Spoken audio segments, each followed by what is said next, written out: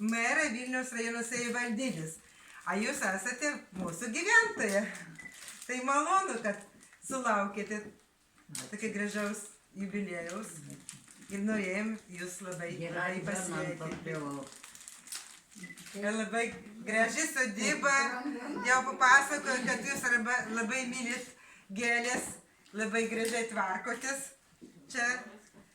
Tai ačiū Dievui, kad Aš dabar niekada nematau. Niekada nematau.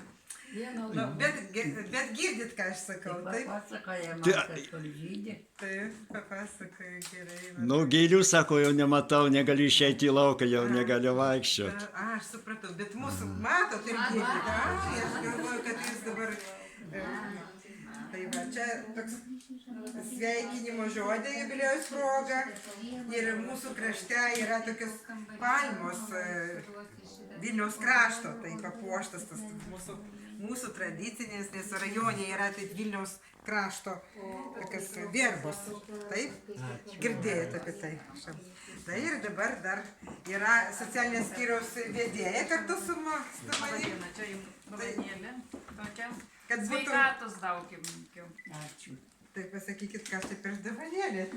Čia, kad būtų šilta. Žiemai, kad būtų šilta. Ačiū labai. Čia dar vietiniai seniūnas irgi prisideda prie sveikinimo, linki kuo ilgiausių metų, viską ir tokie dovanojant tortą saldumynų prie kavos. Taigi jau šeimininkė turbūt. Ne, seniūnė.